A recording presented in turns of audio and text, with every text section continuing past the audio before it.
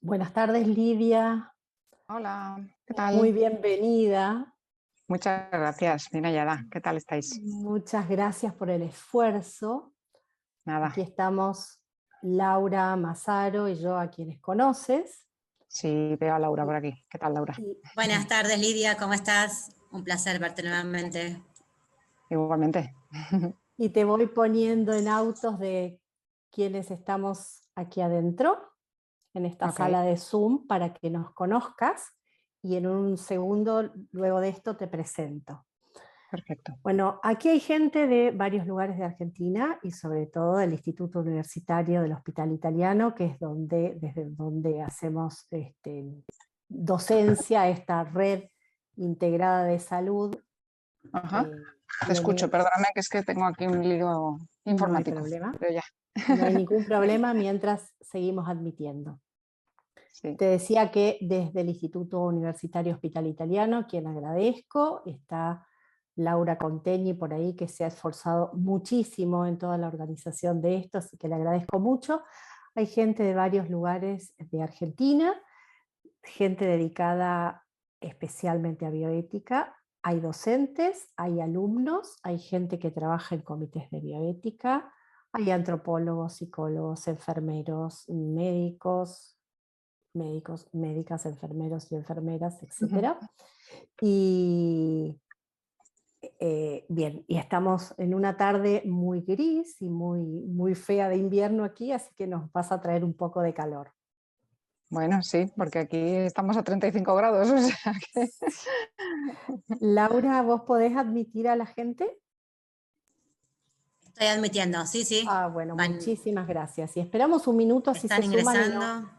Claro, sí. no, porque esto es un trabajo. Mm. Bueno, yo agradezco a todos los que pudieron estar y conectarse y esto va a quedar grabado, así que se va a poder ver en otro momento. También hay gente que se dedica especialmente a lo que se denomina medicina narrativa en nuestra institución y se está formando una flamante sociedad de medicina narrativa que está ahí naciendo, está en su embrión y naciendo prácticamente. Así que el público es un público entrenado, nuestros estudiantes tienen, los que están aquí, tienen 6 años de humanidades y bioética especialmente, así que están Madre mía, muy afilados. pero Bueno, casi que yo den ellos la ponencia, más que yo, ¿eh? puedo asegurar que son capaces, ¿eh? Son No, no me cabe muy, duda. muy buenos, ¿eh? Y hay unos cuantos de los que vi que Mm. estaban por aquí. Así que estamos con Laura, que somos docentes, muy orgullosos de ellos. Están por recibir los que están hoy en este Zoom. Así que, por supuesto, miembros de nuestro comité de bioética, de nuestro centro de bioética, así que más o menos los que estamos aquí hablamos un lenguaje parecido. Qué bien, Y fenomenal. esta charla se inscribe en una de las revisiones de la misión de nuestra institución de salud, que es los cuidados humanizados. He invitado no sé si estarán, pero en algún momento se van a sumar el rector de la universidad, también están invitados otras personas trascendentes en la gestión de la institución. Bueno, presento a Lidia. Lidia Feito Grande es doctora en Filosofía y Letras, doctora en Neurociencias, es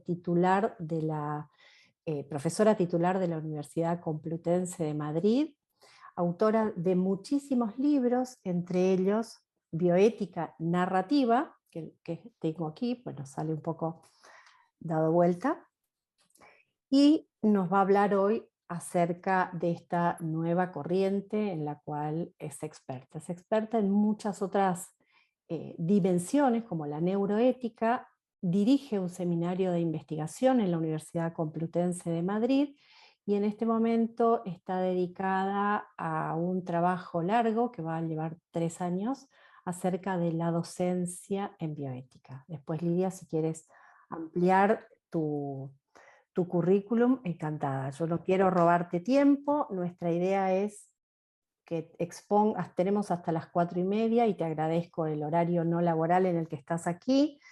Mm. Yo pensaba que esta podría ser una la cantidad de tiempo en la que quieras de conferencia y luego un intercambio que siempre es riquísimo. Quiero mencionar un párrafo cortito para abrir el tema.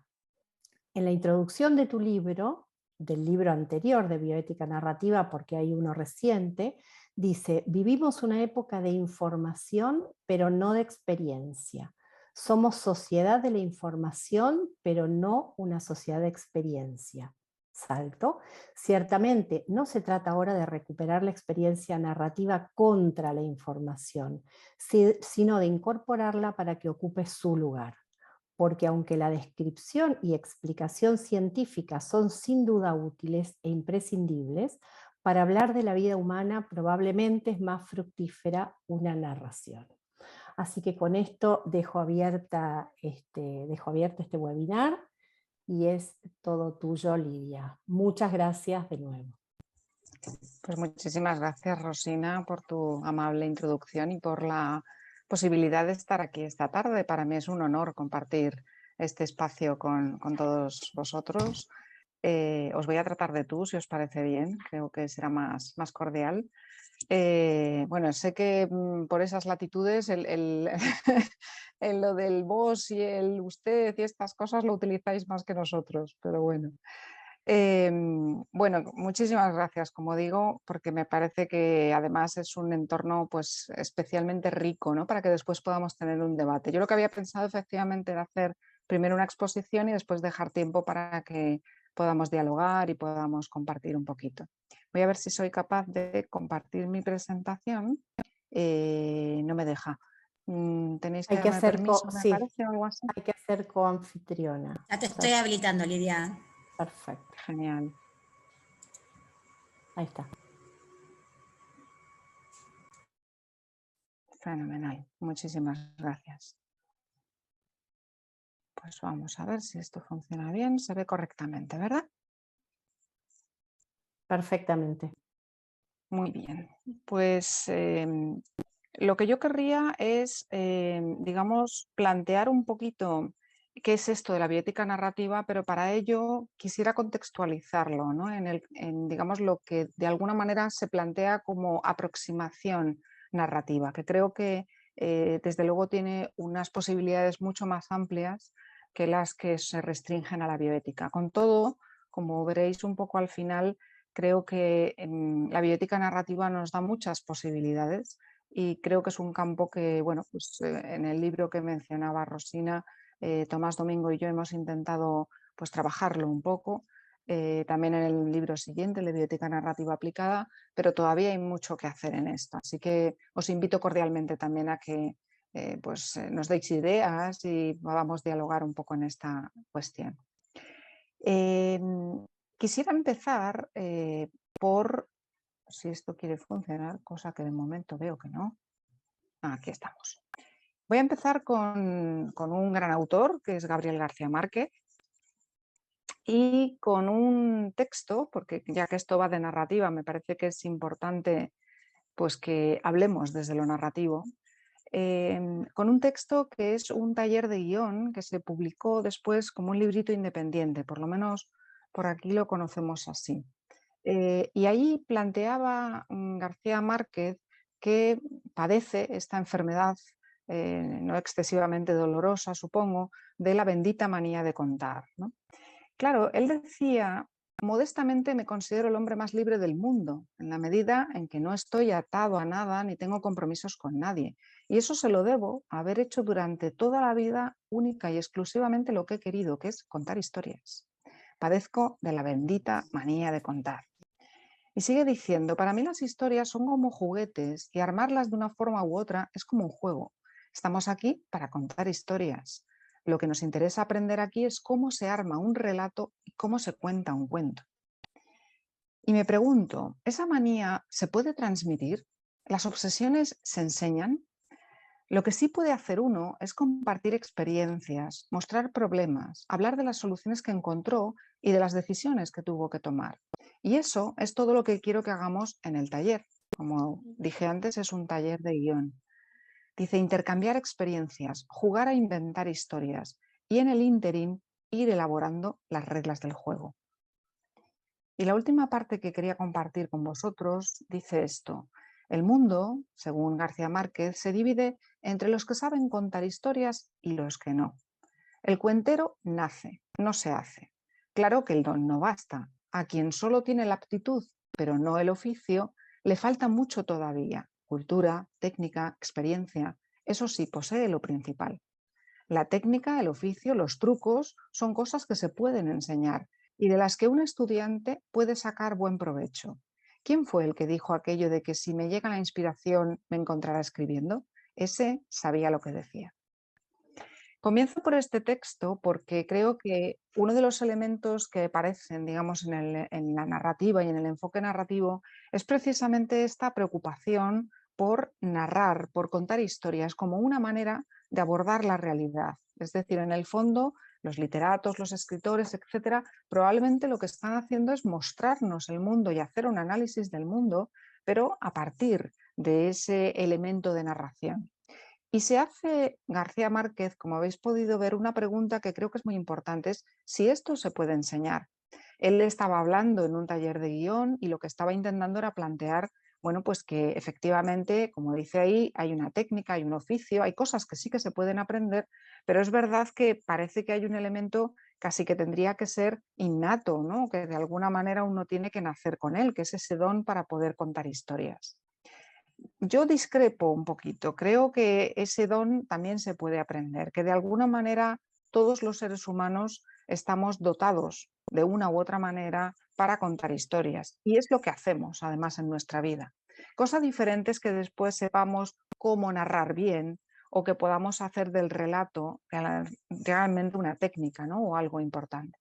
Pero me interesa la pregunta por otra razón, y es que otro autor importante, como es Platón, se preguntaba ya hace muchos siglos si se puede enseñar la virtud. Y a mí el texto de García Márquez me lo recuerda. Es decir, la pregunta es si se pueden enseñar los valores y por tanto si se puede enseñar ética, que en el fondo es lo que pretendemos también con esta aproximación. Es decir, ¿realmente nosotros podríamos cambiar las actitudes de las personas? En este proyecto, por ejemplo, que Rosina comentaba, en el que estamos ahora, nos preguntamos mucho esto, ¿no? Es decir, podemos dar técnicas, podemos enseñar herramientas, podemos dar conocimientos, pero cuando se trata de cambiar las actitudes, cuando se trata de reflexionar sobre los valores y cambiar las motivaciones de las personas para actuar, ¿realmente tenemos capacidad o eso no se puede enseñar, ¿no? Esto, si queréis, después lo dialogamos, ¿no? Y por tanto, de alguna manera, con el enfoque narrativo, lo que vamos a hacer es buscar una manera precisamente de acercarnos a los valores, de acercarnos a esa formación, podríamos decir, en actitudes. Esto valga un poquito como introducción. Otro elemento con el que quiero acompañar esta presentación son las fotografías. Ya os habéis dado cuenta de que son fotografías antiguas y nos van a ir acompañando a lo largo de toda la exposición. Utilizo estas fotografías porque el lenguaje fotográfico también es un lenguaje, efectivamente, también es una forma de relato. Bien que diferente, ¿no? Probablemente ahora estamos muy acostumbrados sobre todo a la imagen en movimiento, al cine, a los audiovisuales, que nos resultan quizá más fáciles de entender, pero la fotografía estática, digamos, también tiene una manera de relatar y de contar historias. Yo no voy a contar la historia de estas fotografías, pero sí quiero irlas mostrando, porque creo que dicen algo también y que es interesante. En concreto, las que os voy a mostrar forman parte de una serie que desarrolló este fotógrafo, Gerhard Ribicke, un fotógrafo alemán, conocido además porque tiene un gran trabajo. Y esta serie se hizo entre 1924 y 1935. Llamo la atención sobre el dato de la fecha porque muchas de estas imágenes, no sé si estaréis de acuerdo conmigo, parecen muy actuales, ¿no? Es decir, que a lo mejor pues el modo de enfocar el cuerpo humano, el movimiento, etcétera, probablemente nos resulta bastante contemporáneo. Y sin embargo, pues tiene eso, prácticamente 100 años, ¿no? Bueno, esto es otro relato, digamos, que va a ir paralelo a mi exposición. Yo no voy a ir haciendo comentarios, luego si queréis podemos hablar de ello, pero sí quiero por lo menos que lo tengáis presente. Y hablo de la fotografía, como os decía, porque la fotografía tiene un lenguaje, tiene una manera de explicar cosas y algunos fotógrafos también han hecho reflexión sobre ese elemento narrativo de la fotografía. Y en concreto os quería traer, aunque sea como una pincelada nada más, las ideas que manifiesta este otro fotógrafo, Cartier-Bresson, cuando habla de lo que él llama el instante decisivo. Como veis, Cartier-Bresson vive entre 1908 y 2004, digamos, es un fotógrafo muy del siglo XX. Y claro, tiene este tipo de fotografías que probablemente las habréis visto 1000 veces porque son tremendamente famosas, ¿no? Esta, por ejemplo, es una foto de 1932 que aparentemente es como que hubiera pillado de improviso al ciclista. Incluso el ciclista está borroso, ¿no? Porque está en movimiento. Es decir, parece que es una fotografía como nada pensada, muy, bueno, esto que hoy en día se llama la fotografía callejera, ¿no? Voy por la calle, algo me llama la atención y disparo, ¿no? Tiene esta otra, que espero que se vea, sí, que pasa algo parecido, ¿no? Uno dice, caramba, también es justo disparar en el momento adecuado, ¿no? Y esto es precisamente lo que Cartier-Bresson llama el instante decisivo. Es decir, no se hace la fotografía en cualquier momento, sino en un momento específico que cuenta una historia concreta. Claro, esto es interesante porque Cartier-Bresson nos dice que en la fotografía hay una capacidad única de capturar el tiempo, de suspenderlo, ¿no? De mantenerlo de manera indefinida, como algo vigente. Y dice, la fotografía es para mí el impulso espontáneo de una atención visual perpetua que atrapa el instante y su eternidad. Por tanto, es una forma de relato muy peculiar. Y ese instante decisivo que él dice que es precisamente el momento del disparo fotográfico, cuenta una historia aunque congele un instante. Él piensa que hay una narración porque hay un antes y un después de la historia, perdón, de la fotografía. Y además la propia fotografía puede mostrar ese antes y ese después. Y lo que es más interesante, esa fotografía que parecía tan espontánea, que parecía que se la había encontrado de repente, no buscándola, Cartier-Bresson dice que justo es lo contrario, que ni es casual, ni es espontánea, ni es azarosa, no, es una construcción. Es decir, Cartier-Bresson nos relata cómo se pasaba horas esperando a que sucediera eso que había que relatar y que capturaba en ese instante decisivo del disparo. Por ejemplo, esa fotografía que hemos visto de la bicicleta o la otra que hemos visto del señor que iba a saltar al charco gigante, ¿no? Por tanto, hay una construcción y esa construcción tiene que ver con la composición, tiene que ver con la luz, con el tema, con el tiempo oportuno. Y por tanto, hay un factor sorpresa, digamos, hay un elemento inesperado, pero está pensado, está tramado. Y la trama es precisamente lo que tiene que ver con el relato, con aquello que nosotros queremos transmitir. Por supuesto, dice Cartier-Bresson que es un acto creativo, un acto de construcción. Sobre esto podríamos discutir mucho, porque hay muchos fotógrafos que dicen que efectivamente hay una parte de la fotografía que es documentación, ¿no? Es decir, que lo que intenta efectivamente es dar constancia o dejar constancia de un determinado evento.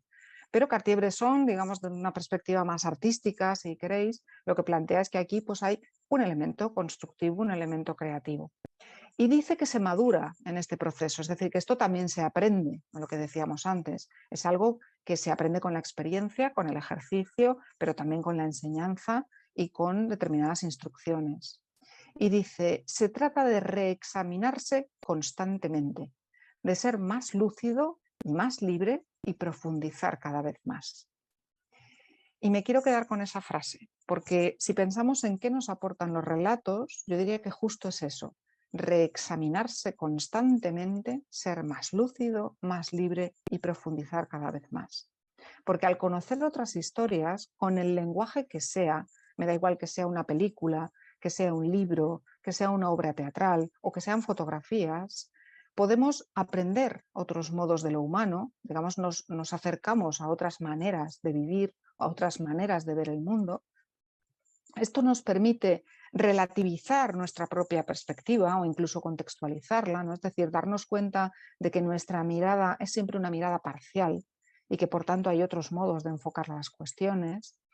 Así asumimos además que nuestro relato siempre es incompleto, es decir, que puede haber otras maneras de ver las cosas y por tanto que nunca tendríamos toda la verdad, por decirlo en otros términos, y si somos suficientemente sabios para obtener un aprendizaje de todo esto, ganaremos prudencia a la hora de hacer juicios, precisamente por darnos cuenta de que hay otras maneras de vivir, de que hay otros modos de relatar. Con lo cual, como decía antes, yo estoy convencida de que de alguna manera esto es una capacidad humana que podemos entrenar. Las claves de lo que voy a explicar a continuación básicamente están en dos grandes ideas, que son las que están ahí marcadas en un tono más rojizo. Por una parte, vamos a hablar de cómo lo narrativo nos constituye y cómo, como estaba diciendo ahora, los relatos nos están mostrando experiencias de lo humano. Y aquí la idea que quisiera destacar y que subrayaré más adelante es que lo narrativo se convierte en el modo de mediar entre lo más concreto y lo más universal. Digamos que sirve como una especie de puente entre las experiencias individuales y concretas y los grandes universales humanos, podríamos decir, con los que trabajamos. Y la segunda gran idea es esta necesidad de atender a la pluralidad de perspectivas para poder tener ese relato más completo. Y desde esa visión yo creo que este es un buen modo para resolver los conflictos, porque como un poco será mi tesis al final, lo que os quiero intentar demostrar o mostrar es que la deliberación bioética, tiene que ser narrativa. Es, digamos, el mejor modo de poder hacer la deliberación. Así que esto es un poco el plan de lo que vamos a ver. Y vamos a comenzar por esta primera idea de que lo narrativo nos constituye, configura nuestra identidad de alguna manera. Podríamos decir que lo narrativo es un rasgo antropológico. Digamos, es algo que compartimos todos los seres humanos. ¿Por qué? Pues porque las historias son la manera que utilizamos los seres humanos para dar sentido a nuestros acontecimientos. Es decir, lo que nos ocurre, lo que nos pasa cada día o los eventos especiales, extraordinarios, etcétera, los convertimos en historias. Y contamos esas historias a nivel individual, pero incluso a nivel colectivo, ¿no? Es decir, como sociedad o como grupo de población o como colectividad, tenemos también ciertos relatos, ¿no? Que de alguna manera pues, permiten comprender las cosas que nos ocurren y permiten que creamos significados, ¿no? Es decir, que intentemos de alguna manera ir más allá de la mera descripción de lo que ha ocurrido para intentar entender qué es lo que ha ocurrido, por qué ha ocurrido y esto qué significado tiene. Por tanto, podríamos decir que todos tenemos historias. Todos las utilizamos, son las narrativas de nuestra vida personal, nos permiten profundizar e incluso podemos lograr mayor autoconocimiento.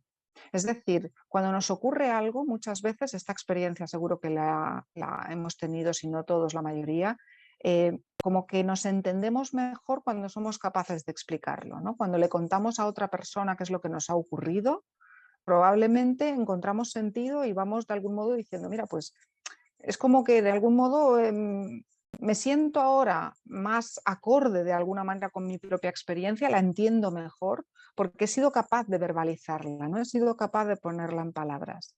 No voy a decir nada, por cierto, pero quiero mencionarlo aquí, de todo el elemento terapéutico que también tiene la narrativa. Es decir, como bien sabéis, muchas veces este esfuerzo de verbalizar, este esfuerzo de poner en palabras los eventos, se puede utilizar, por ejemplo, pues como un elemento terapéutico en situaciones de trastornos de ansiedad, de trastornos de estrés postraumático. Es decir, hay muchos ámbitos en los cuales la escritura, por ejemplo, se utiliza como elemento terapéutico, ¿no? Por tanto, esta idea de que nos podemos conocer mejor y que podemos comprendernos tiene incluso una dimensión, si queréis, más clínica, ¿no? Por decirlo de este modo.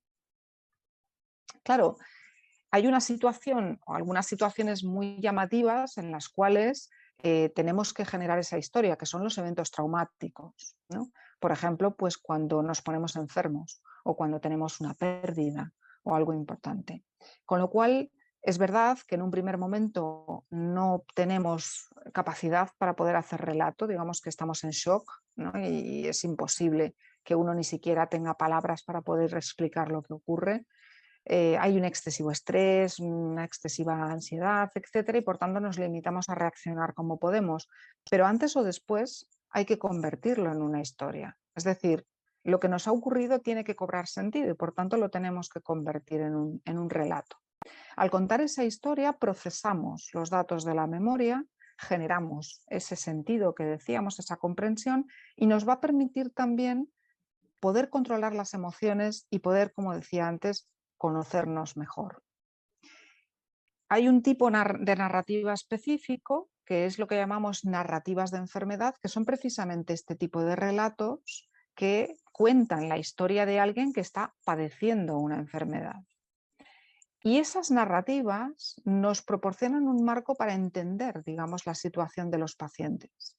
Pero además, incluso pueden descubrir opciones diagnósticas y terapéuticas. Es decir, como diré más adelante, cuando nos queremos acercar al paciente de una manera más global, diríamos, no nos interesa solo los datos de signos y síntomas, sino que nos hace falta entender a la persona. Y al intentar entender la persona, tenemos que atender a su biografía, a lo que le está sucediendo, cómo lo está viviendo, cuál es su experiencia, qué sentido le está dando y cómo se está, digamos, reconfigurando en esta nueva situación, ¿no? Con lo cual es verdad que puede servir incluso para poder descubrir opciones diagnósticas o terapéuticas. Además, nos van a ofrecer un método para poder analizar, digamos, ciertas experiencias que habitualmente a lo mejor no se expresan de modo fácil. Perdón, un segundito, que tengo que toser.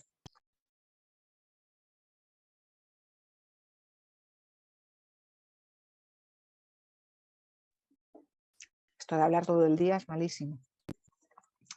Decía, nos permiten analizar también estas cualidades existenciales, ¿no?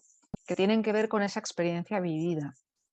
El sufrimiento, la esperanza, la aflicción, el daño interno, todos estos elementos acompañan la vivencia de enfermedad y por tanto, al poder ponerlas en palabras, se explicitan, digamos, de alguna manera se ponen de manifiesto. A esto le podemos añadir que hay toda una disciplina, diríamos, o todo un ámbito que ha querido tematizar, digamos, esta aproximación a las narrativas de enfermedad. Es lo que se ha dado en llamar la medicina narrativa. La medicina narrativa la podríamos definir como el uso de técnicas narrativas para mejorar el encuentro clínico.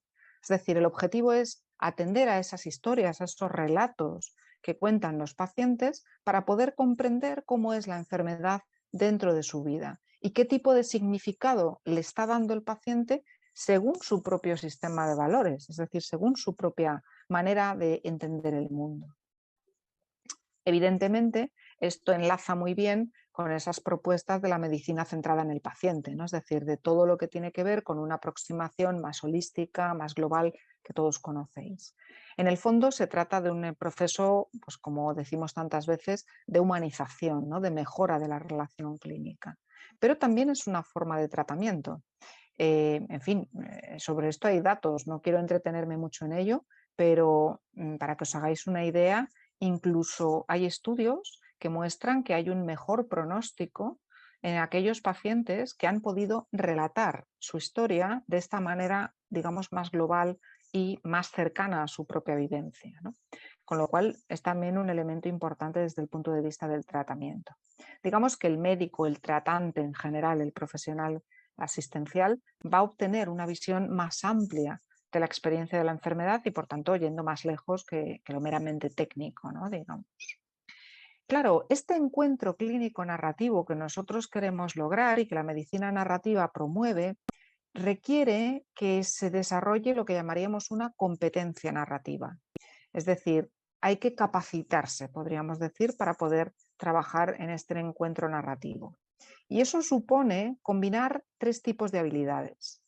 Las habilidades textuales, que tienen que ver con ser capaz de identificar, por ejemplo, la estructura de una historia, adoptar las múltiples perspectivas de la misma, reconocer las metáforas que se emplean, etc. Por otra parte, desarrollar también habilidades creativas que podrían significar, por ejemplo, imaginar interpretaciones posibles o múltiples finales de una historia.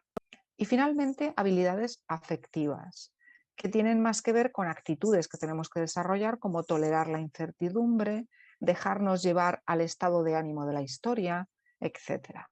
Evidentemente, para poder alcanzar esta competencia narrativa, es decir, para poder desarrollar estas habilidades, lo que se hace en la medicina narrativa es entrenar en capacidades, diríamos, de crítica literaria, de análisis de los textos, incluso de creación de textos o simplemente de lectura, ¿vale? Es decir, yo no sé si habéis tenido la experiencia, pero digamos, no es lo mismo hacer una lectura en la cual, por ejemplo, uno entra en el estado de ánimo de la historia y es capaz de sufrir o enfadarse, o, es decir, entrar de alguna manera en la dinámica del propio relato y en lo que están viviendo los personajes, que cuando uno mantiene una especie de posición neutral a distancia, ¿no? En donde el texto no es capaz de alguna manera de penetrar un poco en la vivencia personal, ¿no?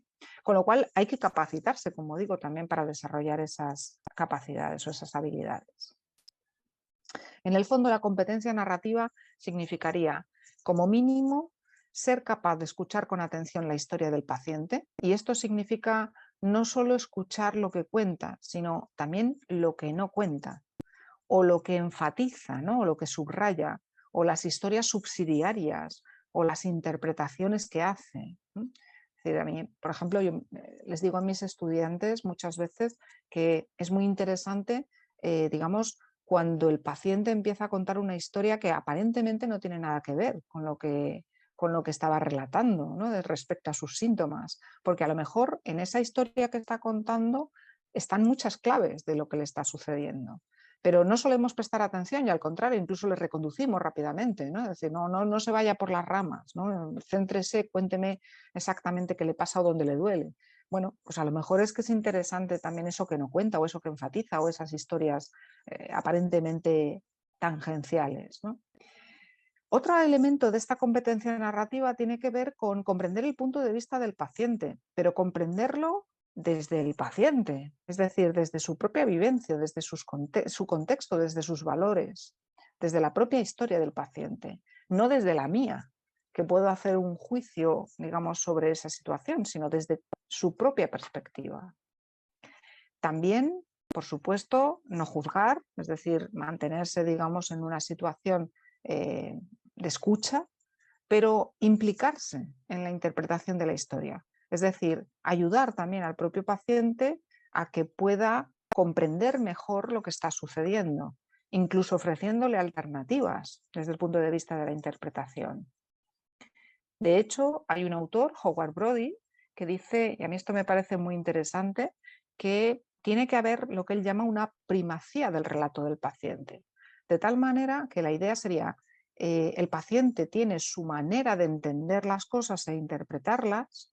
Si el médico o el tratante considera que debe ofrecerle un relato alternativo, esto no solo es lícito, sino que probablemente es lo más adecuado que debe hacer, pero siempre teniendo en cuenta que, si me permitís decirlo de esta manera, le tiene que hacer sentido al paciente, digamos.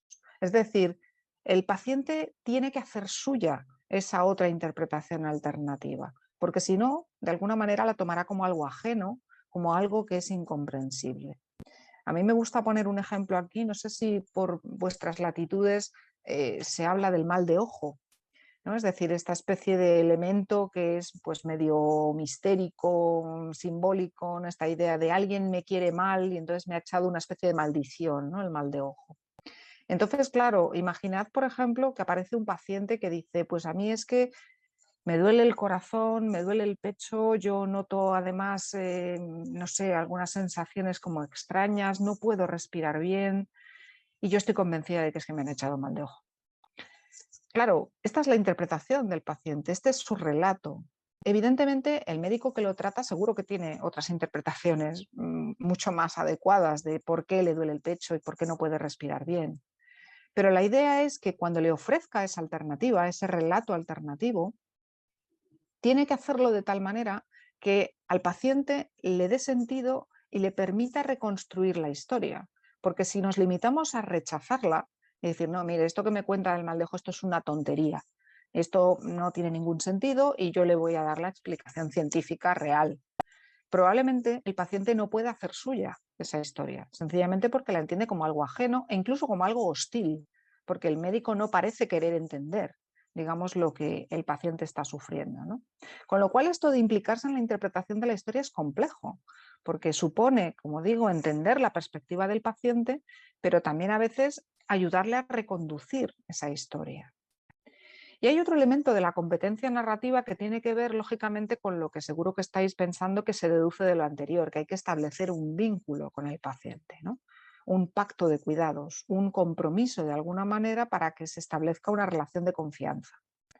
Y evidentemente, si el paciente le ha podido relatar a su tratante no solo cuál es su síntoma o los elementos que está percibiendo, sino que además le puede contar los significados, las interpretaciones que hace, cómo esto está transformando su vida y cómo tiene a lo mejor miedo a lo que pueda suceder, probablemente ese compromiso, ese pacto de cuidados, ese vínculo es mucho más poderoso, ¿no? que cualquier otro. Esto evidentemente es un tipo de encuentro no paternalista y por tanto encaja muy bien, digamos, con otras perspectivas que en bioética enfatizamos mucho, ¿no? Con la idea de que no tenemos que suplantar de alguna manera al paciente en la toma de decisiones, sino hacerle, digamos, autor de la decisión sobre su propia vida, ¿no? Y por tanto empoderar de alguna manera al paciente. Por tanto, este enfoque narrativo tiene que ver con una construcción compartida de un relato en el cual tanto el profesional como el paciente tienen que participar, pero desempeñando distintos roles. El profesional, lógicamente, está en una posición en la que va a poner sus conocimientos al servicio del paciente para ayudarle a restablecer su salud, y el paciente está en una posición de espera y de esperanza, podríamos decir, frente a esa persona que le va a cuidar y que le va a atender y que le va a ayudar a recuperar su salud y, en definitiva, su identidad y su autonomía. Por tanto, es verdad, y esto quizá tiene también enlaces con algunas otras posiciones de algunos otros bioeticistas importantes, cuando hablaban, por ejemplo, de que está bien intentar no ser paternalista, pero esto tampoco quiere decir que haya una igualación de los roles del paciente y del médico, ¿no? O de otros profesionales sanitarios, sino que se trata de que cada uno está en su lugar, pero son unas relaciones, digamos, más democráticas, más abiertas, ¿no? Pero no por ello igualadas. Este encuentro no paternalista, además, supone que hay una comunicación desde este relato de la experiencia vivida, hay un respeto a los valores y la interpretación del paciente, y esto mejora la situación del paciente. Como decía antes, mejora desde el punto de vista psicológico claramente, porque le otorga pues, un cierto control de su propia vida, también emocional, que es quizá lo más evidente, ¿no? Es decir, el paciente se siente apreciado, escuchado, etcétera, pero también físico. Como decía antes, hay estudios que demuestran que hay una mejora desde el punto de vista de la condición del paciente y su pronóstico. Las técnicas narrativas, entonces, las podemos aplicar como una herramienta clínica. Esto pertenece de alguna manera a lo que promueve la medicina narrativa. Permiten este autoconocimiento que decíamos, incluso el autoconocimiento ahora no es del paciente, sino del profesional.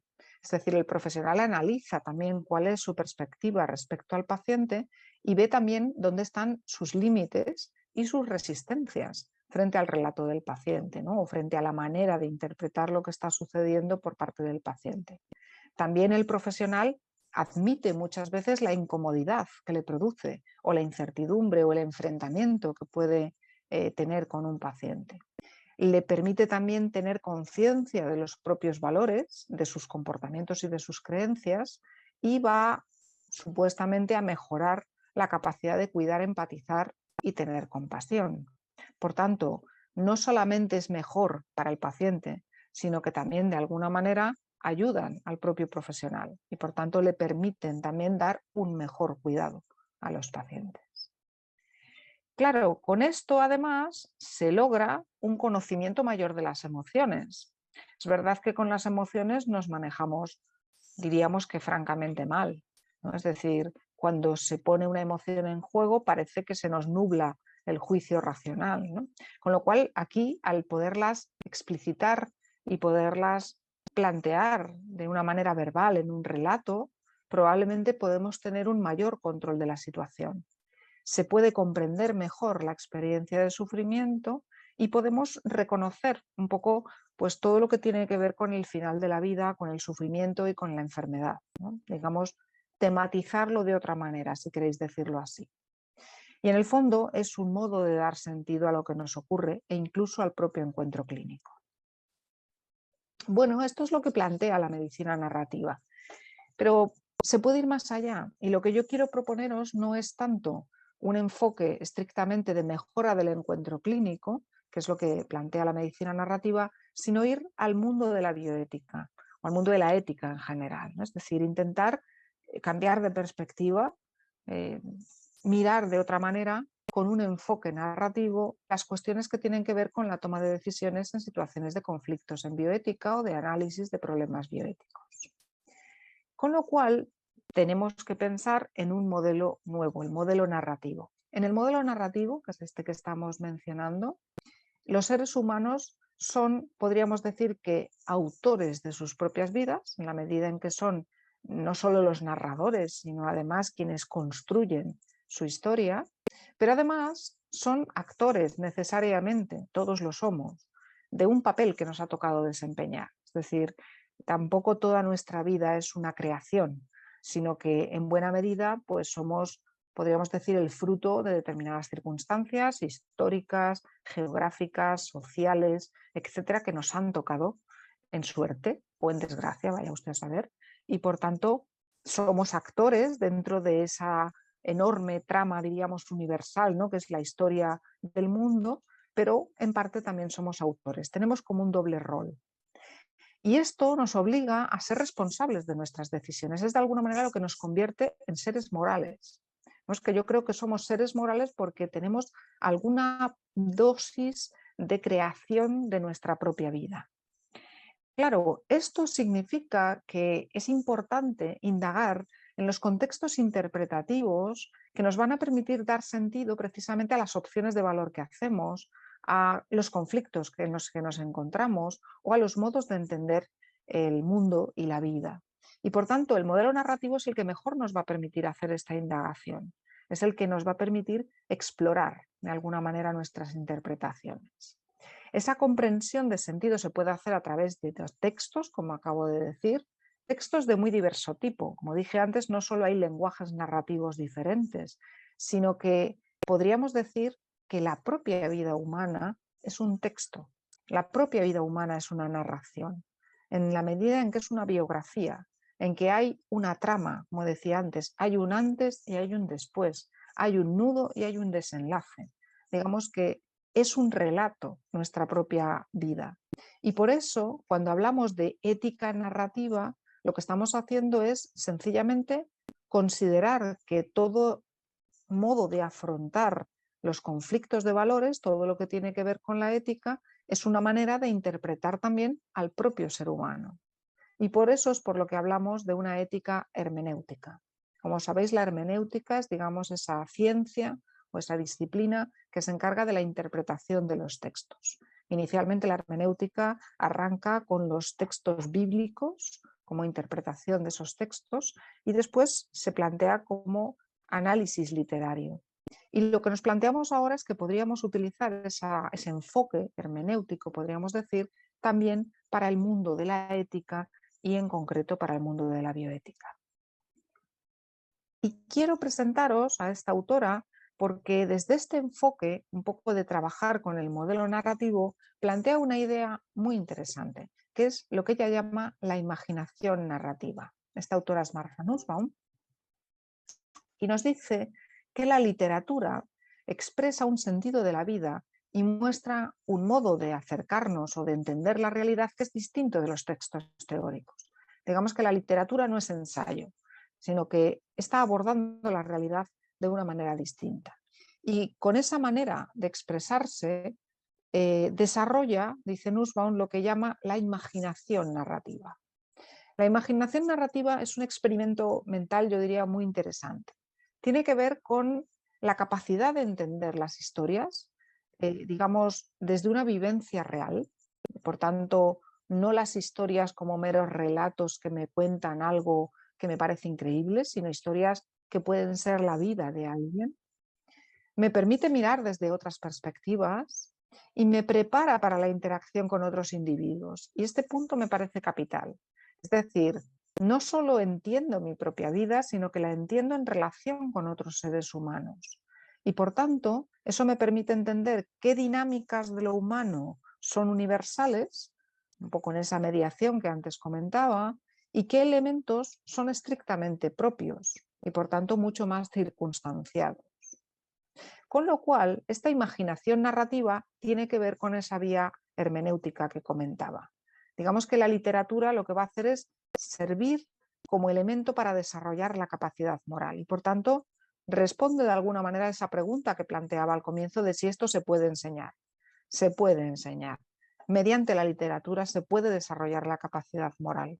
Pero es verdad que aquí no estamos trabajando con el modelo más clásico, es decir, no utilizamos la razón principialista, que seguro que a todos resulta familiar. No nos interesan los argumentos ensayísticos, sino que lo que hacemos es colaborar con esa perspectiva que no es desdeñable, es decir, nos parece también importante, pero la complementamos trabajando con otras facultades, facultades que tienen más que ver con la creación, como puedan ser estas de la imaginación, la fantasía, algo que nos permite comprender e interpretar la realidad desde otro punto de vista. Esto creo que es muy interesante porque la ficción diríamos que es el arquitecto más poderoso para las personas y las sociedades. Es decir, si lo pensáis un poco, la mente con la que podemos juzgar e interpretar está constituida por las historias que nosotros estamos juzgando. O si queréis lo digo de otra manera, nadie ha vivido sin narraciones. Todos estamos hechos de historias. Nos han contado historias desde que éramos niños. Nos han contado cuentos, nos han contado relatos, nos han contado la historia de nuestros mayores.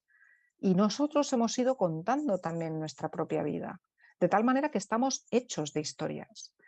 Más aún, es que aprendemos los valores y absorbemos los valores también a partir de esas historias, de lo que leemos, de lo que nos cuentan, de la reinterpretación que hacemos de lo que nos sucede.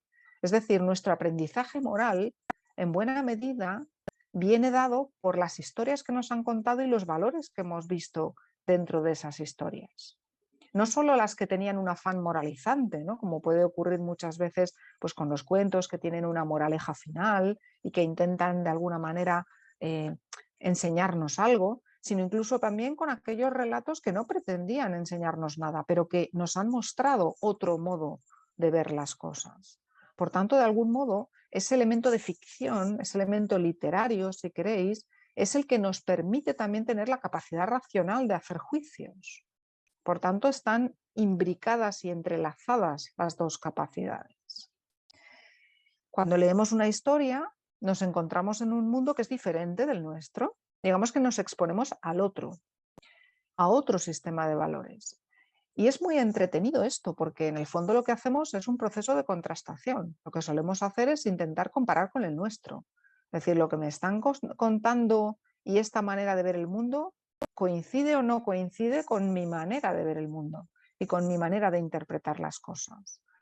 O no coincide, y entonces lo que hago normalmente es evaluarlo como algo que me puede ser un reto de alguna manera al pensamiento, pero que puede ser también algo que me molesta o que me enoja porque sencillamente no lo comprendo o no se ajusta a mi manera de ver el mundo.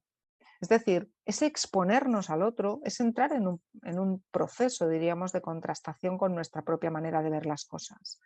Las reacciones pueden ser muy variadas, como acabo de comentar. Hay una primera reacción posible que sería pues, una rendición acrítica, ¿no? Es decir, esto que me cuentan me encaja, me gusta y por tanto hay una adhesión incondicional, ¿no? Es decir, esto perfecto, o sea, es el modo adecuado de ver el mundo. puede ser todo lo contrario, un rechazo absoluto. Es decir, esa experiencia no tiene que ver conmigo, no la comprendo, yo no habría actuado de esa manera, o sencillamente es tan ajeno a mí que es que no puedo ni imaginarme estar en esa situación, ¿no? En algunos casos podrá ser una observación indiferente. Yo diría que en la menor parte, porque no solemos ser indiferentes ante los relatos. Es raro, digamos, que nos dejen totalmente así como si no nos hubieran contado nada, ¿no? Y puede ocurrir también que haya una corrección y un refinamiento de nuestra propia experiencia, que es el elemento de aprendizaje más interesante. Es decir, cuando yo comprendo, y comprendo además de una manera profunda, otra manera de ver el mundo, otro sistema de valores, otro modo de enfocar la realidad, me obliga a poder revisar mi propia manera de ver las cosas y por tanto refinarla, es decir, agudizar un poquito, especificarla mejor, detallarla mejor, perfeccionarla, o bien corregirla. Es decir, observar que existen elementos en mi manera de ver las cosas que a lo mejor deberían ser cuestionados o que deben ser revisados o que deben ser complementados. Y aquí es donde se produce realmente el aprendizaje. También hay que tener en cuenta que al enfrentarnos a un relato, a algo que, como digo, es muchas veces absolutamente otro, distinto de mi punto de vista, entramos en un proceso de validación. Es decir, cada uso del lenguaje va asociado a un marco de normas, a un marco de valores, y está dentro de un contexto sociopolítico. Es decir, tampoco podemos desprender los relatos de los contextos que les dan sentido. Y por eso establecen sistemas de validación. Los sistemas de validación, como sabéis, no solo tienen que ver con lo lingüístico, en el sentido de establecer, por ejemplo, reglas del lenguaje para que podamos entendernos, sino que establecen también elementos éticos, es decir, qué conductas, por ejemplo, se consideran aceptables y qué conductas consideramos reprobables. De tal manera que a la hora de relatar una historia también tenemos relatos de lo que podríamos considerar inaceptable o aborrecible moralmente y relatos de lo que consideramos que son modelos de virtud, ejemplos que deberíamos seguir y que de alguna manera resultan moralizantes en un cierto sentido, ¿vale? Por tanto, esos sistemas de validación están operando. Y muchas veces tenemos que también revisarlos, porque el nivel que establece mi contexto sociopolítico de qué es lo correcto puede no coincidir necesariamente con el contexto desde el cual se planteó ese relato. Y por tanto esto nos abre, por ejemplo, al tema de lo multicultural, es decir, la necesidad de tener perspectivas alternativas. Y hay un proceso de reconstrucción continua. Yo diría que hay un movimiento de ida y vuelta. Es decir, yo puedo conocer determinados contextos de valores y determinadas interpretaciones a partir de un relato. Al conocerlo, de alguna manera se configura mi identidad. Como decía antes, todos absorbemos valores de los relatos que nos han ido contando o los que hemos ido construyendo. Pero al mismo tiempo, no solo me configura a mí, sino que yo soy también autor.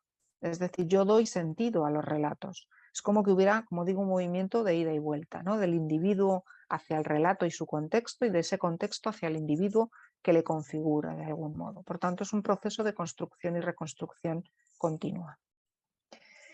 Y evidentemente, como ya he dejado, yo creo que de manifiesto en lo que he ido contando, todo esto tiene unas enormes consecuencias educativas, tiene un enorme potencial desde el punto de vista de la formación. Por una parte, este aprendizaje de los valores a partir de las experiencias relatadas, que es lo que ya he comentado, el hecho de entender esa inserción en un contexto cultural y simbólico también es una manera de aprendizaje. También el conocimiento de la incertidumbre. Cuando nos acercamos a un relato literario, por ejemplo, no sabemos cómo va a acabar, nos sorprende el final o nos imaginamos múltiples finales posibles. Por ejemplo, esto en el cine se ha hecho en varias ocasiones, ¿no? La idea de contar una historia con un final y después plantear un posible final diferente, con lo cual de alguna manera se genera también un espacio de incertidumbre. Y comprender, como decía, modelos alternativos relativizando la propia perspectiva, porque no nos engañemos, todos estamos convencidos de que nuestra perspectiva es la buena, evidentemente. Y esto de la perspectiva, nadie mejor que José Ortega y Gasset, este filósofo español del siglo XX, para analizarlo. De hecho, su filosofía se suele denominar perspectivismo, enfatizando esta idea de la perspectiva. Lo que decía Ortega era que cada persona tiene una mirada única y peculiar sobre el mundo. Única. No hay nadie que vea las cosas exactamente igual que cada uno de nosotros. Pero esa perspectiva está condicionada por muchos factores. Algunos probablemente son evidentes y se pueden incluso hacer explícitos, ¿no? Pues elementos culturales, educativos, históricos, etc. Pero hay otros de los que a lo mejor no somos ni siquiera conscientes, pero están operando, ¿vale? Entonces, es decir, cada uno de nosotros podríamos decir que su visión es el resultado de sus aprendizajes, de las tradiciones en las que fue criado, de las vivencias que le tocó experimentar, de la, podríamos decir, suerte que tuvo en los eventos que le ocurrieron en la vida, de las interpretaciones que le dieron o que fue capaz de dar de aquellos eventos. Es decir, todos estos elementos van configurando esa perspectiva. Y por eso, dice Ortega, todas las perspectivas son válidas, porque todas son una cierta manera de ver el mundo, pero inmediatamente afirma también, todas son incompletas. Su frase es, todas son verdaderas, pero ninguna es la verdad. Es decir, nadie tiene un relato absolutamente completo y digamos, comprensivo, ¿no? Es decir, que englobe todas las posibilidades de interpretar una determinada situación. Por eso dice Ortega que la única manera de poder acercarse, aunque se nos escape siempre, pero lo más que podemos hacer para lograr la verdad es intentar integrar el mayor número posible de perspectivas, porque con esto es con lo que vamos a tener un relato más completo. Ahora bien, hay que tener en cuenta que esa confluencia, diríamos, de perspectivas no puede ser una mera suma, y esto es importante. Es decir, no se trata de ir poniéndole caras al poliedro, ¿no? Es decir, cada uno va a mirar desde un lado y entonces vamos a tener una suma de posibles visiones, sino que lo que Ortega nos propone es que tiene que haber una confluencia en las interpretaciones, es decir, que hay que hacer un esfuerzo por integrar, poner en comunicación esas distintas perspectivas. Y esto es un reto, no solo por lo difícil que puede ser la confluencia de interpretaciones, sino por lo diferentes que son nuestras perspectivas y, como decía antes, porque hay un elemento, yo diría que también casi antropológico, y es que efectivamente nos cuesta salir de nuestra propia perspectiva o pensar que esa perspectiva es incompleta. Claro, esto nos va a resultar muy, muy importante en la bioética narrativa, porque como diré a continuación, el tener distintas perspectivas es la manera también de poder afrontar, por ejemplo, la resolución de un caso clínico, de un conflicto de valores o de cualquier situación en la cual necesitemos tomar una decisión. Vamos a intentar centrarnos ya en esto de la bioética narrativa. Primera cosa importante, la bioética, como probablemente sabéis, se ha construido, sobre todo, digamos, en su vertiente más anglosajona, con principios. Unos principios que se planteaban como presuntamente universales, aunque después es verdad que hemos hecho bastante crítica, ¿no?, a esos principios y hemos hablado de que existían también unos principios europeos y de que probablemente había otros principios y no solo los famosos 4 principios de Beauchamp y Childress, etcétera. Pero en todo este debate, de alguna manera, lo que nunca se ha puesto en cuestión es que existían principios, unos u otros, pero existían principios y que además eran universales, es decir, que todo el mundo tenía que asumir esos principios. Diríamos que en buena medida incluso se ha utilizado una aproximación, yo diría que acrítica, ¿no? Es decir, los hemos asumido como incuestionables y nadie, digamos, ha puesto pegas, ¿no?, porque esto era pues cómo había que hacer bioética. Con lo cual hemos incurrido en esto que no es el principialismo, sino el principlismo, ¿no? Es decir, poniendo ahí un elemento peyorativo. Claro, la bioética narrativa lo que va a hacer es cuestionar esa perspectiva omniabarcante. Va a decir, no, a mí esto de que esto habla de un universal abstracto, formal, que no sabemos muy bien a qué se refiere, ni a qué experiencia humana está haciendo referencia, no me sirve. No me sirve si no introduce algún elemento de corrección, que sería lo contextual o lo prudencial, es decir, elementos que tienen que ver con cómo las personas tienen determinadas experiencias de vida y cómo a la hora de tomar decisiones se hacen cargo de las consecuencias que se derivan de sus acciones. Y por tanto necesitamos entender las circunstancias concretas y los contextos específicos. Por eso es por lo que decía antes también que esta aproximación narrativa nos va a permitir hacer una suerte de mediación entre lo concreto y lo universal, ¿no? Porque va a intentar entrar en ese diálogo. En el fondo, la bioética narrativa lo que hace es interpretar las acciones que realizan los seres humanos en un mundo que está lleno de valores. Es decir, la narrativa de alguna manera nos intenta explicar cómo los valores dan sentido a la vida y por tanto cuando hay un conflicto de valores, claramente lo que tenemos es un conflicto de interpretaciones. Por si no queda claro, cuando hablo de un conflicto de valores me refiero a todas aquellas situaciones en las cuales, pongo un ejemplo así muy tópico, tenemos, imaginad, pues un paciente que es testigo de Jehová y que por tanto rechaza una transfusión sanguínea que sin embargo pues su médico considera que es necesaria, ¿no? Con lo cual, ¿qué nos encontramos? Pues que en ese rechazo del tratamiento lo que tenemos es, por una parte, una vivencia de algo que se considera inaceptable y que tiene que ver con un marco de creencias y por tanto con un marco religioso, simbólico, etcétera, y que por tanto habla de un valor importante que tiene que ver con las creencias religiosas y la identidad de alguna manera de los individuos, pero al mismo tiempo está en conflicto con otro valor que también es muy importante, que tiene que ver con el salvar la vida o mantener la salud, elementos que probablemente para el profesional son capitales, ¿no? Con lo cual, esto es un conflicto de valores, ¿no? Una situación en la cual aparentemente no es sencillo saber cuál de las dos opciones, digamos, es más válida, si hacer caso al paciente que rechaza el tratamiento o si intentar salvar su vida. A esto es a lo que me refiero, ¿no? Cuando hablo de un conflicto de valores. Entonces, lo que se intentaba explicar es que al trabajar con lo narrativo, lo que vemos es que los conflictos de valores, como dice ahí en la diapositiva, remiten a conflictos de interpretaciones. Es decir, tienen que ver con las visiones del mundo que nosotros estamos defendiendo desde la perspectiva de cada uno. Por tanto, la idea clave es que no es posible conocer sin perspectiva, es decir, en todo nuestro conocimiento, en toda nuestra aproximación a la realidad, siempre estamos como en un determinado filtro que es desde donde nosotros miramos nuestra perspectiva, y no es posible, por otra parte, tampoco conocer sin hacer interpretación.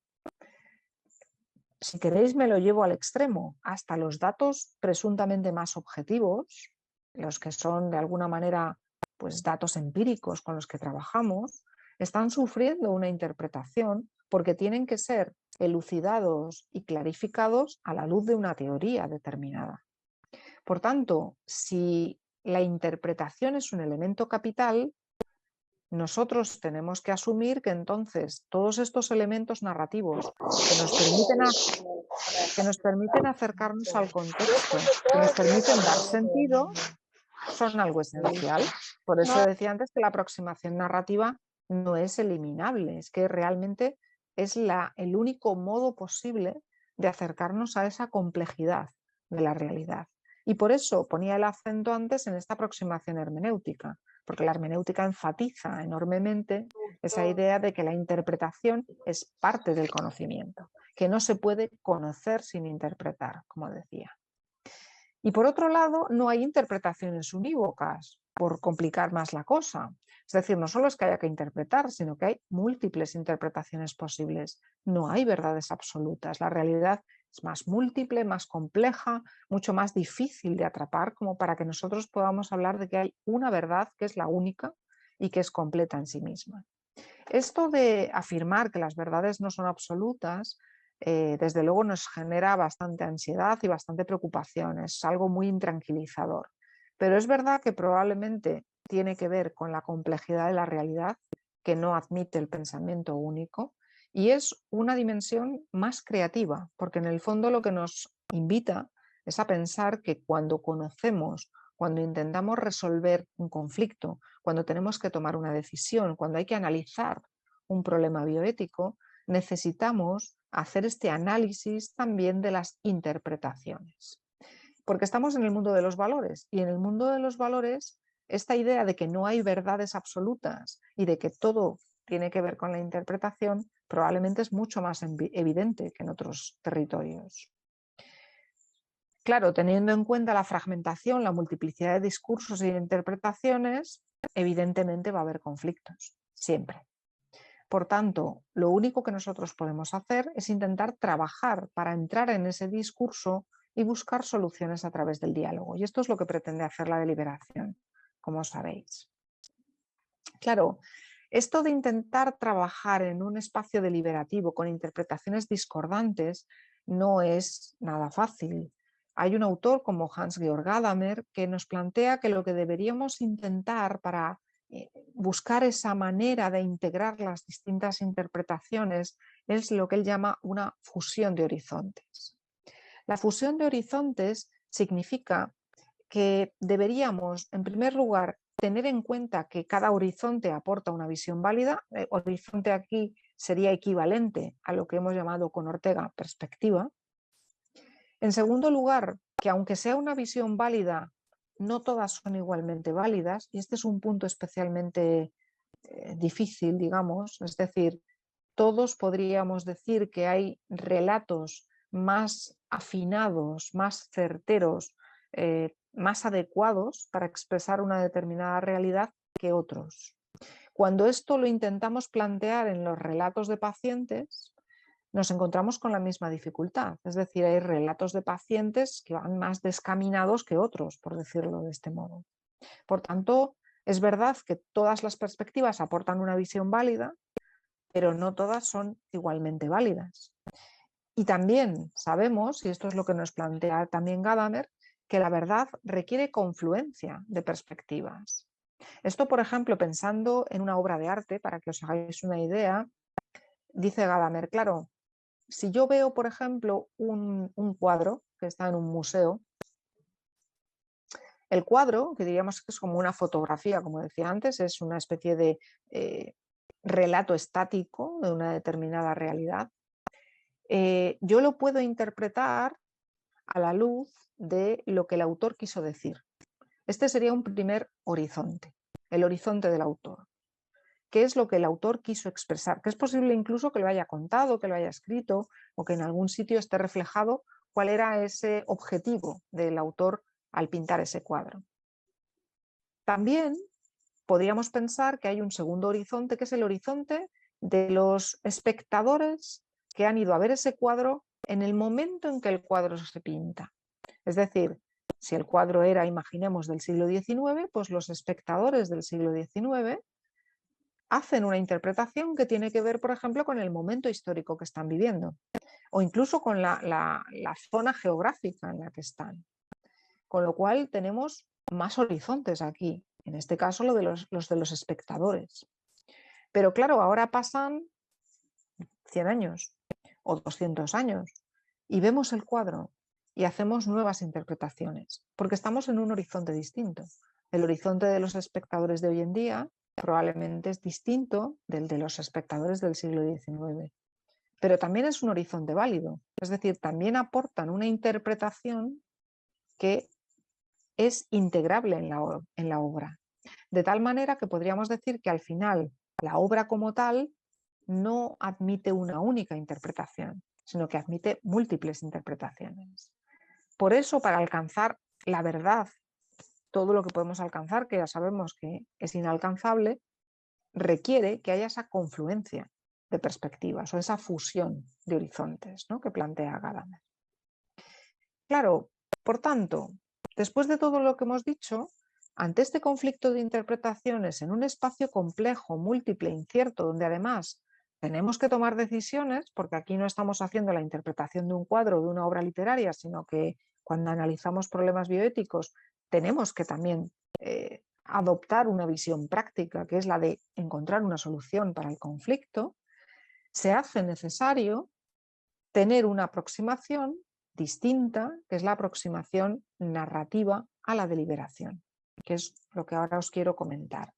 La deliberación, como sabéis, es un método que plantean muchos autores. Hoy en día, digamos, es uno de los métodos más conocidos. Bien, es verdad que no es una creación contemporánea, porque el primero que habló de deliberación fue Aristóteles. Aristóteles nos comentaba en su momento, en el siglo V a.C., que la deliberación tenía que ver con cómo tomar decisiones en un espacio en el que había circunstancias que condicionaban, digamos, la toma de decisiones y en donde estábamos obligados a tomar lo que él llamaba decisiones prudenciales. Las decisiones prudenciales serían las que escapan o se alejan de los extremos, de tal manera que buscan una especie de curso intermedio, una vía intermedia de resolución que intente contender o de alguna manera tomar en consideración todos los elementos a la vista de las circunstancias. Pues bien, métodos deliberativos hoy en día podríamos decir que hay muchos. Os pongo aquí estos tres que creo que son de los más importantes. El método hermenéutico de Benarroyo, que sería un intento de hacer un método deliberativo y por tanto una herramienta con pasos para la toma de decisiones basándose precisamente en esta idea de la hermenéutica.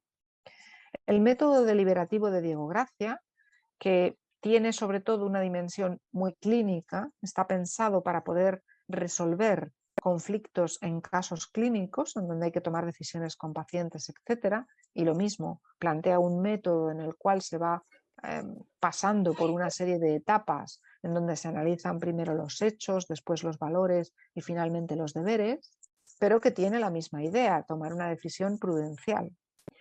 Y en otro contexto estaría el modelo de democracia deliberativa de Amy Goodman, que es contexto norteamericano, los otros son europeos, y el planteamiento aquí es que la deliberación como método puede servir precisamente para una mejor organización de los sistemas democráticos, entre otras cosas dando participación a todos aquellos que tienen intereses o valores que defender en determinadas situaciones conflictivas.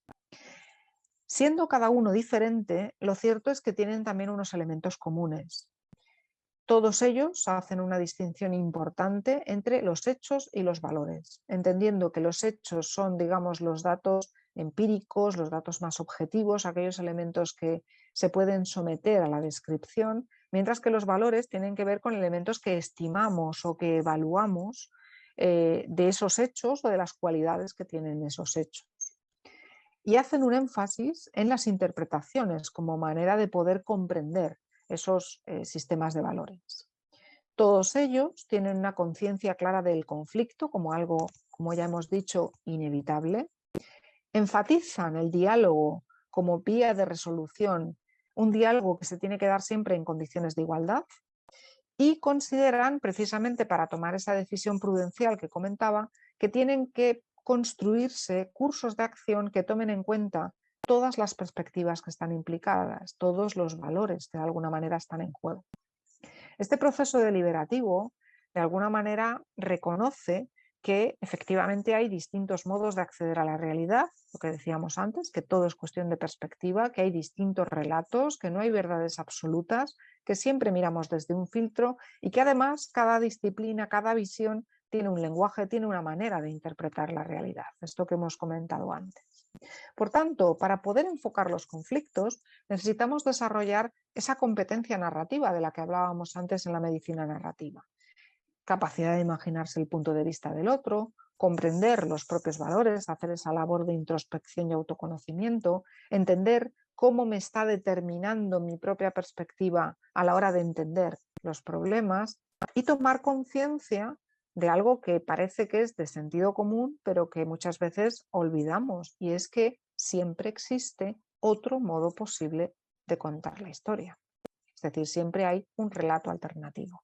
De hecho, incluso en algunos métodos de análisis de casos plantean la posibilidad, por ejemplo, de que haya distintos relatores de los casos para que lo enfoquen desde distintas perspectivas, desde distintos relatos. Estas diversas interpretaciones van a generar un conflicto necesariamente, un conflicto de interpretaciones. Y la deliberación narrativa lo que va a hacer es mejorar ese análisis prudencial desde lo contextual, intentando introducir este elemento de la pluralidad. Y por tanto, haciendo esa mediación que comentaba antes entre lo universal y lo particular. Digamos que los casos particulares y las circunstancias concretas son modos de expresión del universal, pero al concretarse y especificarse de una manera puntual y particular, podríamos decir que están en un espacio de vivencia o de experiencia humana que es absolutamente única. Con lo cual, al poder hacer esta especie de mediación por medio del relato, encontramos una manera de articular lo universal y lo particular. Y por tanto, es perfectamente posible poner en comunicación esos enfoques de principios, esos enfoques más abstractos, más formales, con las experiencias concretas y las vivencias más contextualizadas. Y este es el modo, digamos, de desarrollar esa sabiduría práctica y ese razonamiento crítico a la hora de poder tomar decisiones. Por tanto, la conclusión que se deriva de esto, y aunque pueda parecer un poco grandilocuente, es que la deliberación es necesariamente narrativa. Es decir, que no podemos hacer un buen proceso deliberativo y un buen análisis de los casos o las situaciones de conflicto si no tomamos esta perspectiva del relato interpretado y que por tanto pasa por ese conflicto y esa confluencia de interpretaciones, enfatizando, seleccionando, dando sentido a determinados datos y conformando una historia. Esto evidentemente tiene su complejidad. Entre otras cosas, y este es un punto que quizá podemos discutir, exige determinar si los hallazgos que logramos en este análisis son fiables. Es decir, si esa manera de interpretar la realidad es adecuada o no lo es. Y como no hay verdades absolutas, ni hay ningún patrón paradigmático con el que yo pueda comparar, lo único que puedo hacer es introducir medios textuales e intersubjetivos. Es decir, desarrollar capacidades para traducir, para comprender y para dar sentido a esos hallazgos. Si queréis, lo digo de una manera un poco más simplificada.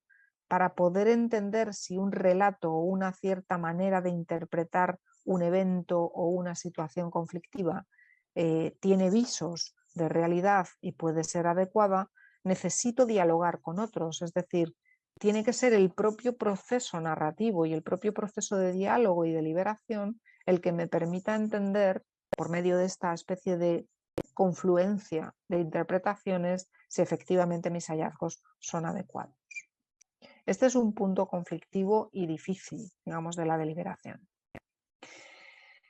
Por tanto, intentando resumir un poquito todo esto, ¿cuáles serían las claves, digamos, de este enfoque narrativo que hemos estado comentando para la bioética? En primer lugar, la deliberación narrativa enfatiza esta idea que hemos comentado de comprender los problemas bioéticos como relatos biográficos, como textos que hacen referencia a una vida y, por tanto, a una historia de experiencias personales. Por tanto, forman parte de una cierta manera de ver el mundo, de una perspectiva, como hemos estado diciendo, y tienen también una posibilidad de hablar del ser humano, es decir, efectivamente hablan de un universal, por eso decíamos que es una mediación, ¿no?, entre lo concreto y lo universal. Y más aún, tienen el potencial de reconfigurar al individuo. ¿Por qué? ¿Por qué pueden reconfigurar al individuo? Porque operan con el proceso de mímesis. La mímesis, como sabéis, se suele interpretar como imitación. No es del todo imitación, no clásicamente. Es decir, hay una parte que es representación de la realidad, pero también se puede interpretar como modelos. Modelos que permiten la copia, la identificación, la empatía, es decir, poder aprender de esos modelos que suscitan la imaginación creadora. Por tanto, la mímesis tiene una parte de imitación, pero tiene una parte también de propuesta de modelos que después puedan ser de alguna manera también imitados o que puedan ser aprendidos. Claro, esta mímesis, y ahora me voy a referir a cómo lo plantea un autor francés que es Paul Ricoeur, dice que nos permite construir nuestra identidad. Es decir, que estos procesos miméticos, estos procesos de asunción de un determinado modelo, nos hacen ser quienes somos. Porque hay, según su manera de verlo, como 3 mímesis o 3 niveles. Una primera mímesis que sería la prefiguración, la segunda sería la configuración y la tercera sería la refiguración. Voy a explicar brevísimamente esto. La mímesis 1, es decir, el primer aspecto de la mímesis, la prefiguración, lo que hace es que en la literatura, en los relatos, en todos estos elementos que nos permiten la comprensión de las experiencias previas, tienen que tomar en consideración los símbolos culturales compartidos. Esto es un poco lo que decíamos antes de los procesos de validación. Es decir, para que yo pueda entender la experiencia que se me está relatando y la pueda hacer mía o pueda identificarme con ella, tengo que entenderla como parte de la vida y por tanto tiene que ser comprendida desde esos símbolos compartidos. Por tanto, necesito estar, digamos, en el mismo marco de configuración para poder entender la historia.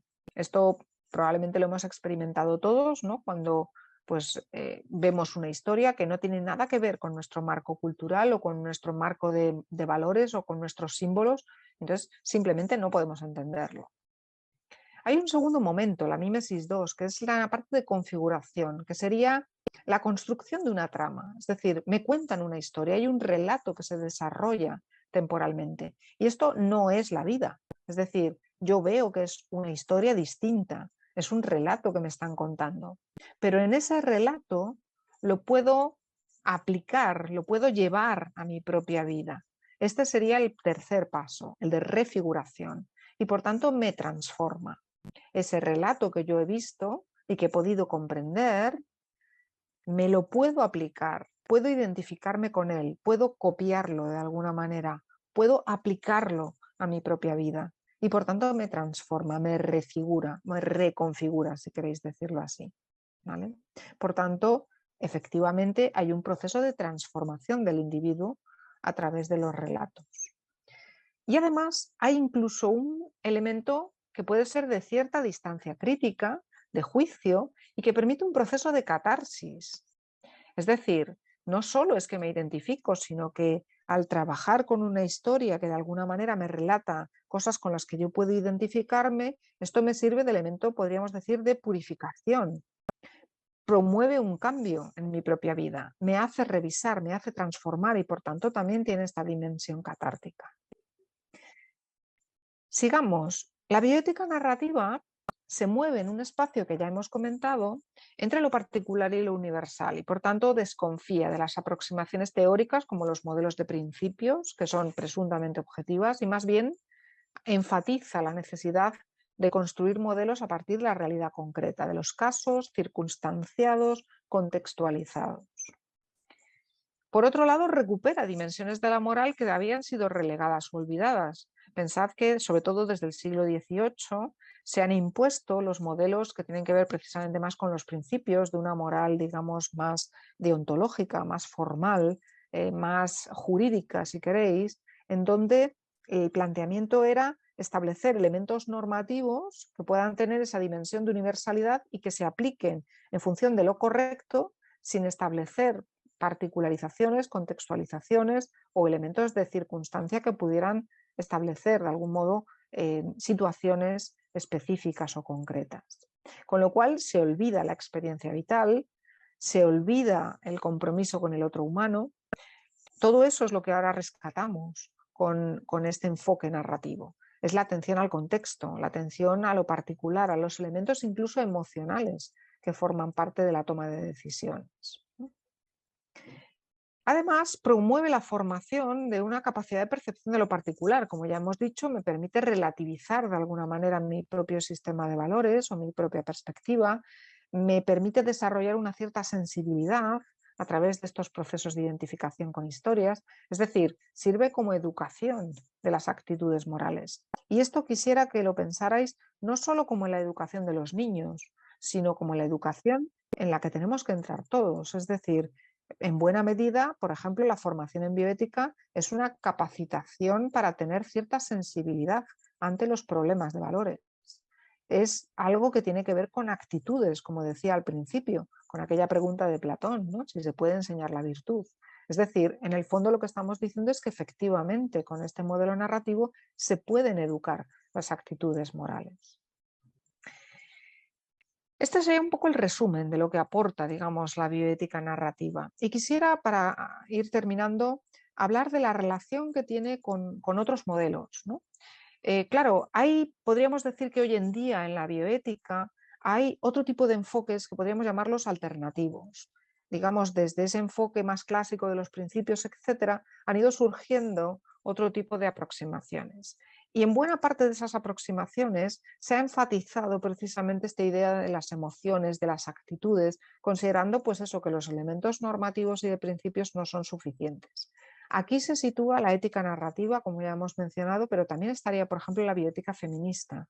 O estaría aquí también los enfoques de medicina centrada en el paciente, o la ética del cuidado. Es decir, otro tipo de discursos que están subrayando elementos distintos, pero con un objetivo similar, que es atender al contexto, atender a la vivencia, atender a la perspectiva de las personas que están insertas en un determinado marco cultural, social, histórico, político, etcétera, desde donde se analizan los problemas bioéticos y por tanto no perder de vista esos elementos contextuales.